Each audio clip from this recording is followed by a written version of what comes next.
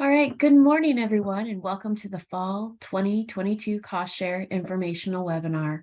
I'm Michelle Needham, Economic Development Program Manager at KDOT, along with Emma Sellen, our Economic Development Coordinator.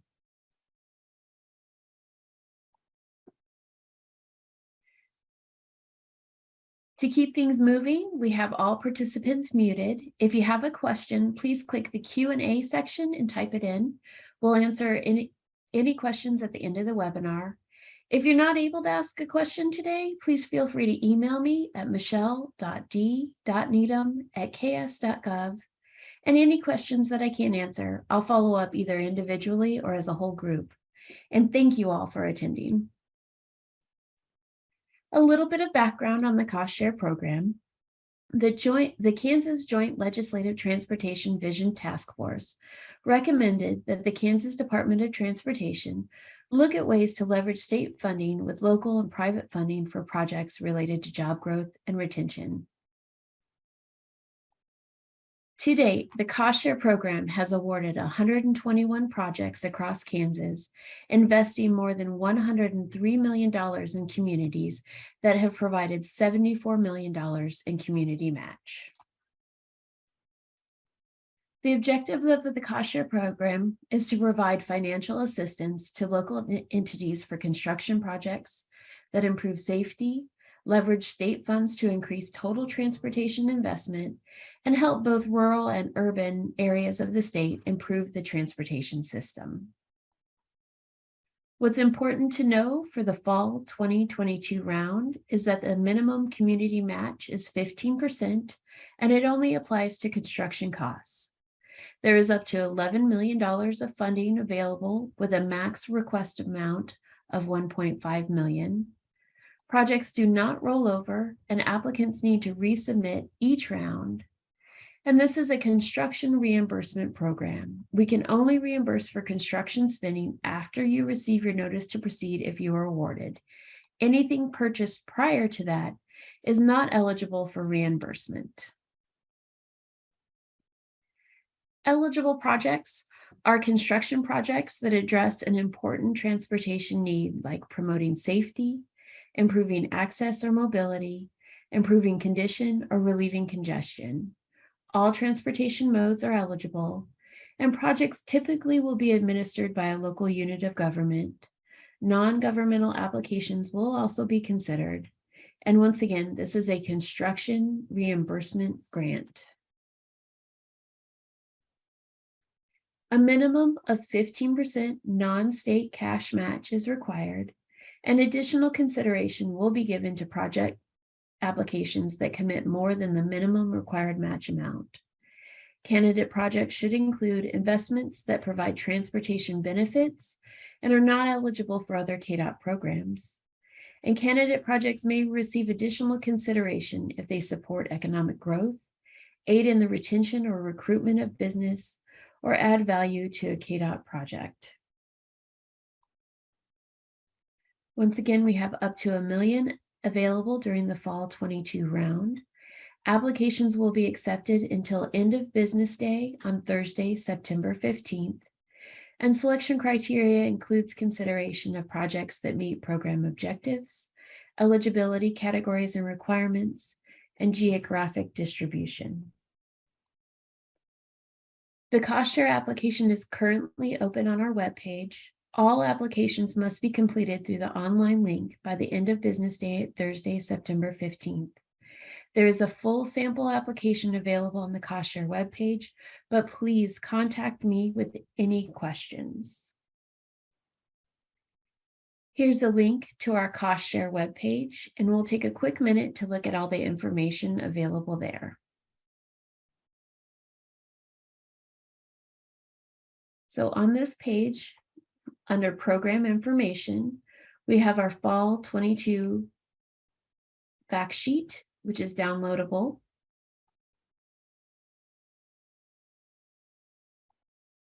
We have the application link. And then it's PDF of the sample application, all 13 pages of it.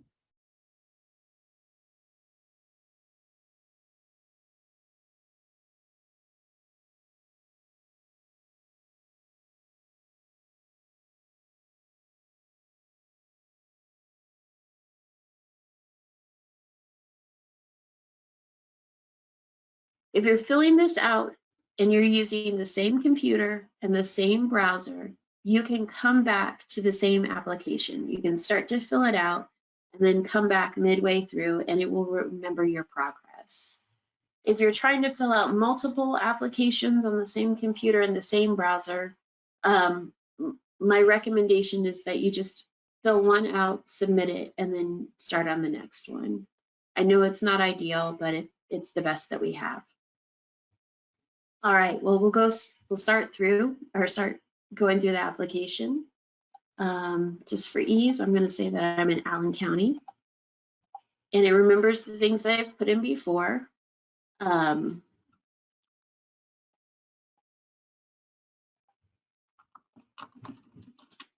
So the main thing is that all confirmation emails and all contact will be with the primary contact person. We do like to have a secondary contact person if possible, but all confirmation emails, award letters, or anything like that will go directly to the primary contact person. If you are not listed as the primary sponsor, but you would like a copy of the completed application, please choose yes. So this is for anyone who is filling out the application for the primary contact person, be there an assistant, a consultant, anyone, then you want to hit yes, and then next, and then provide your contact information.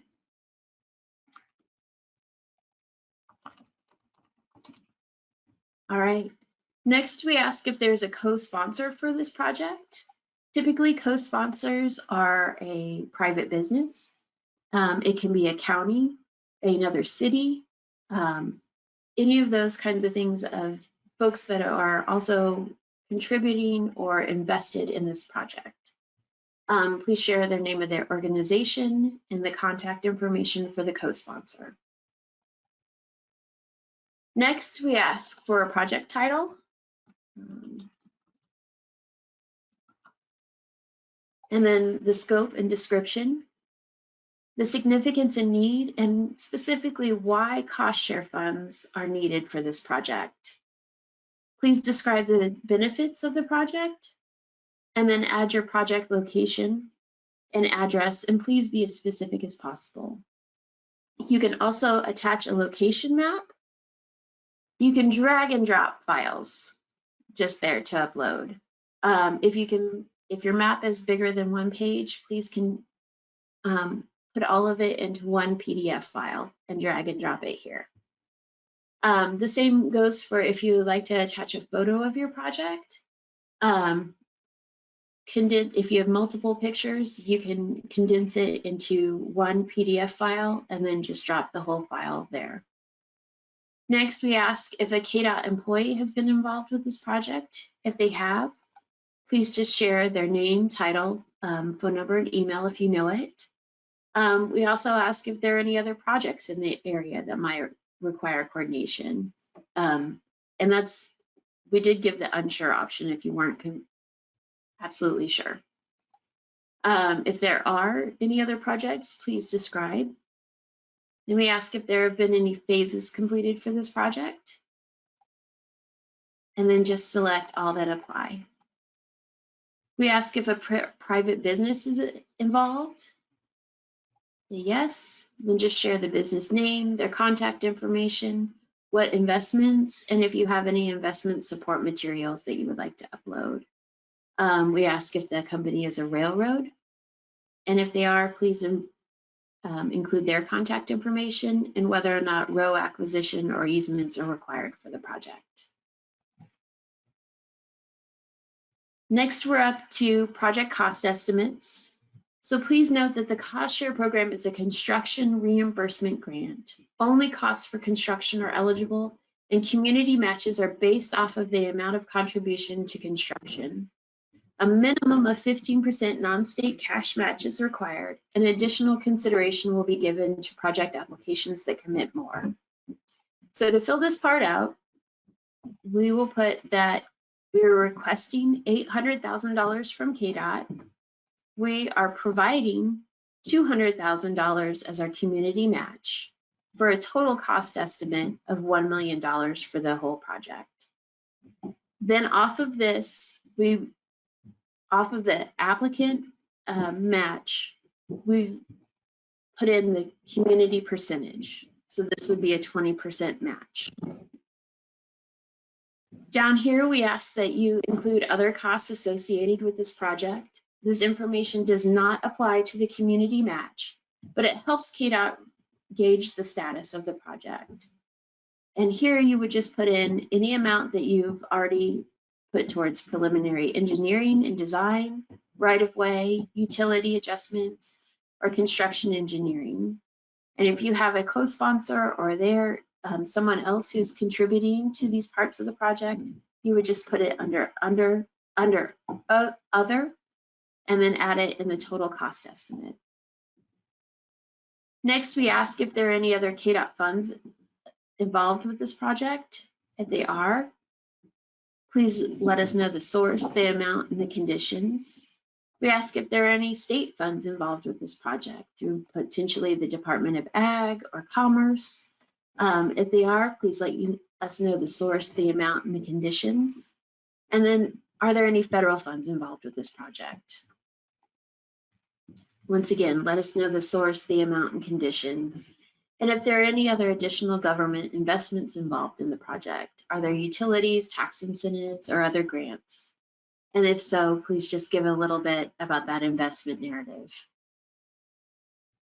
I want to show here up at the top, you can see how far you are in the application by this blue bar. So as we hit next, next is the estimated project schedule. So just provide a project timeline from the beginning to completion and enter all the dates. If you don't know a date, or if you don't need to have right-of-way or utilities, you can put NA in those boxes. And it's very important to have an accurate bid letting date, because that is what we base, if you're awarded the project, that's what we base our agreement off of, is the bid letting date that you've put in your application. Next, we ask if this is an active project. If so, then just please describe the extent of work in progress. And for the next to last pages, you can upload a supporting document here. Please condense everything into one PDF file. This can be any plans that you have for your project or anything like that. Just drop files to upload. Also, you can upload letters of support here. Please condense those all into one PDF file that can be downloaded. One important thing to note about letters of support, we are asking for authentic letters from community members or businesses about this project. Please don't send multiple letters that have just been copy and pasted and sent in from different people. We really want authentic stories from community members, from sheriff's departments, from school districts, to how this project would affect them. Also, please don't include any petitions. We are really just looking for authentic letters of support for this project. All right, once you hit next, now this is important, this is the last step, and once you click the submit button, you will submit your application. This is the statement of intent and the signature page. I know it's hard, just do your best with your mouse, and then put in your printed name, title, and date. We also understand that sometimes the primary we also understand that sometimes people are filling this out for the primary contact person, and the primary contact person always can't be there to sign on the page. We accept signatures from the person who's completing the application. Just please put your printed name, title, and date here. Once that's done, hit submit application, you will see a thank you page, and then you should receive an email to you that has the whole completed application along with a link to a downloadable PDF. I would give it between 5 minutes to an hour max to get back to you. Generally, it should be instantaneous. Um, if it's not, it shouldn't be more than an hour. And if it's more than an hour, please contact me. If you haven't gotten a confirmation email, just please contact me. I'd much rather get it all figured out and help than for anyone to be frustrated with the process. Below this, hopefully by Friday, we will have a recording of the webinar posted, along with a PDF of the full PowerPoint for your own information.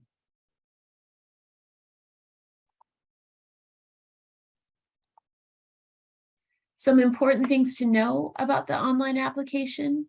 As long as you're using the same computer and the same web browser, then you can start the application and come back to it at any time. If you do have any difficulties with this, please give me or Emma a call. When you submit the application, you should receive a confirmation email with it, with your copy of the application, and it will have a link to download a PDF version for your records. Please be sure to check your spam and junk folders because sometimes it gets sent there. But if you don't receive a confirmation after an hour, please reach out to me via email. Also, unless you choose the option to have a copy sent to you, it will automatically send the completed application to the primary contact person noted at the beginning of the application. If you have any questions while filling it out, please don't hesitate to contact either Emma or I.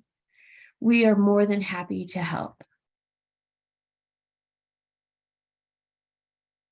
All right, now it's time for questions. Please click the Q&A and type it there. If you aren't able to ask a question or you think of one later, please feel free to email me. And anything that I can't answer today, I'll follow up individually or as a whole group. And like I said, by Friday, we hope to have a link of this recording, a link of the recording of this webinar and a copy of this PowerPoint on the CostShare webpage. Emma, do we have any questions? We have one question so far, and it's, will priority be given to small communities? We try to get, we try to geographically distribute projects across the state. We are looking at communities that haven't been awarded a project before.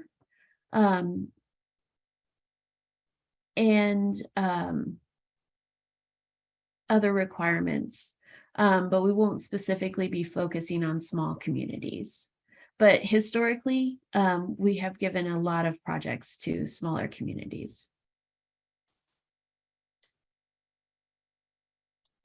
Okay, and can you use USDA federal loan money as a match for projects? Well, if you already have that loan money, yes. If you're trying to use the cost share as a match to the federal loan money, no. That I might have a couple more questions, so that might be a good one to email me and we could discuss any kind of details about that. Okay, great. And next, are tribal entities eligible applicants? Absolutely. Easy. Can more than one application be submitted? Yes, but I try to caution folks that you would be competing with yourself. So it maybe work best to pick one project that you really need or that you have a lot of support for and apply for that one. If you do apply with multiple projects, please let us know the priority of those, because that's hard for us to determine. How long do we have to complete a project if awarded this round? So the agreement is built off of the bid letting date that is entered into the application. So you have 6 months. So if you put an October 23 bid letting date, you would have until April 24 to bid it out. If you are running into kind of any scheduling issues or problems, just contact me and we're happy to work with folks. Is a community foundation eligible to be a sponsor?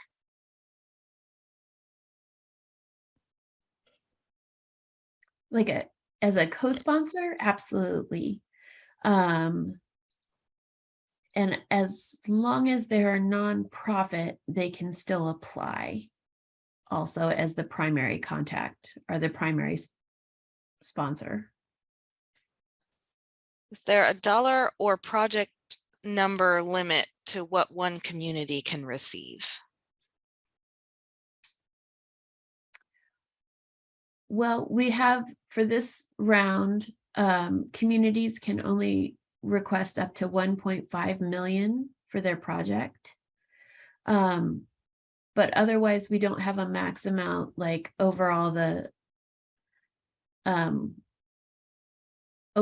cost share rounds, we don't have a max amount that a community can receive.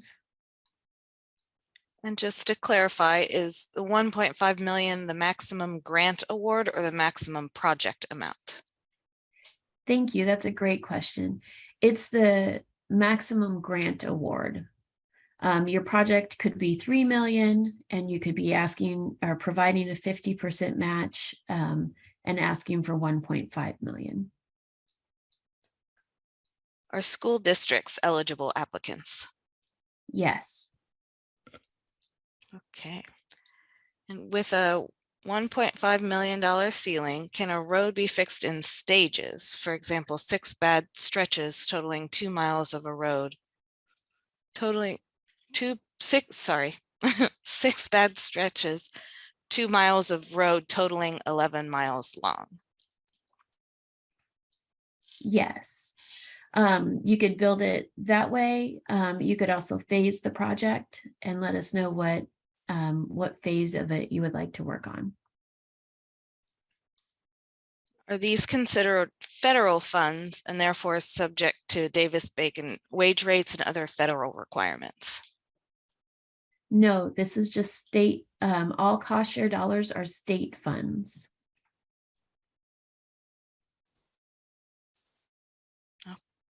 That's all I've got so far.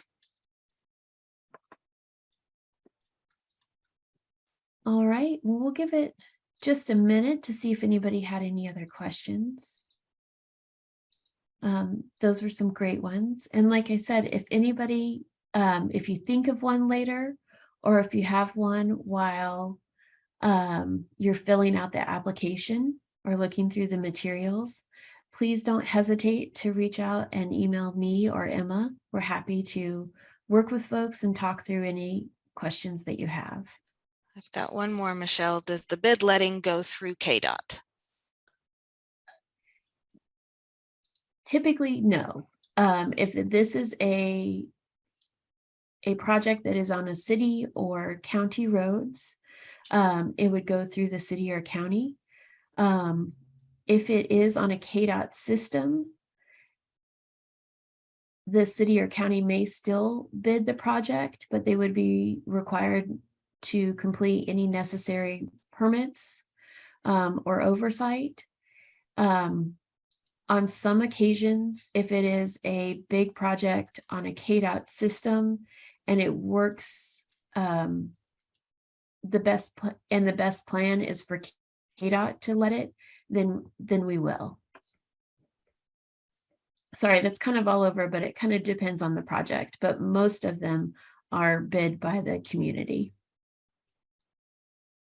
Okay, and one other, are wooden plank bridge replacements on off-system roads eligible? That is a great question. Let me follow up with you on that and get a little bit more information.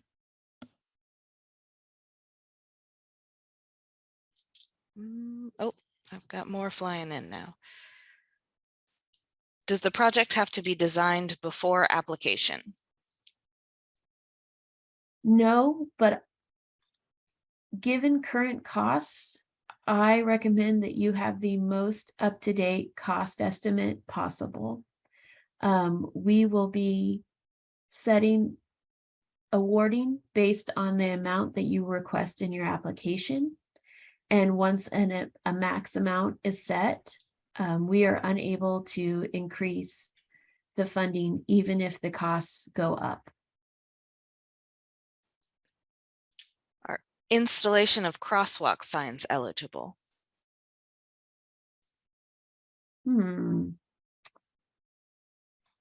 Yes, think so. We haven't had that. But yes, that would be eligible. Is any priority given for new trails? No, not at this time. Okay, and are FHWA assisted roads still eligible for funding? Yes.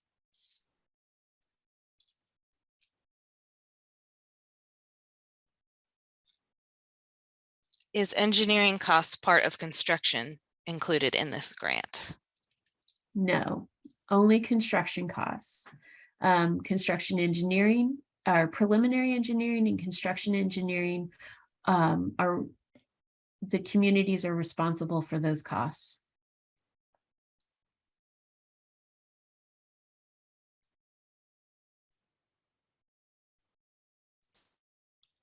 That is all I have.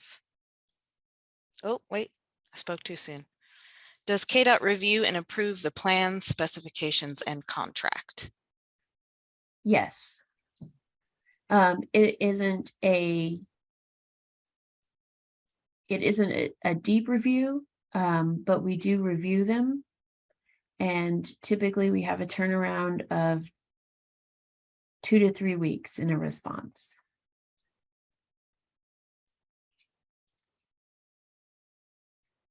What is the reimbursement request process and timing? So if everything is going perfectly well, you can request reimbursements monthly for as little as $1,000. The turnaround time on that is typically about 2 weeks, and it's a direct deposit.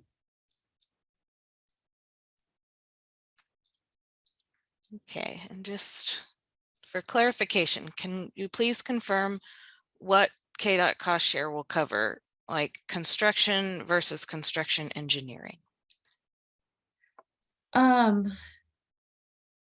Well, materials, labor, that's construction costs. Engineering is any kind of inspections and things like that. That cost is on the city or the county.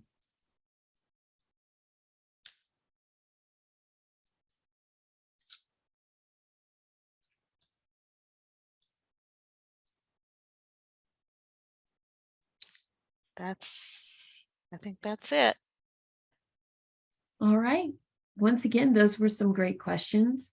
And if you do think of anything different, or would like more clarification, please feel free to email me. And Emma, we noted the one that I need to get back to, right? I do, I've got it. Great. All right. Well, thank you all for your time and dedication to providing transportation opportunities to Kansans. We look for, oh, was there another question? We've just got one more. Is right-of-way costs eligible? No, they are not.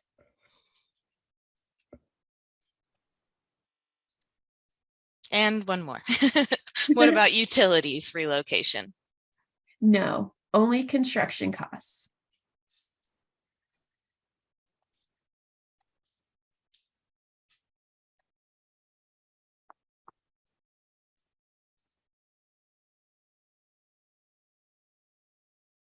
All right. Well, thank you all for coming. I look forward to seeing all of your great projects, and please don't hesitate to reach out if you have any questions. We like to make this as painless as a process as possible. Thank you all.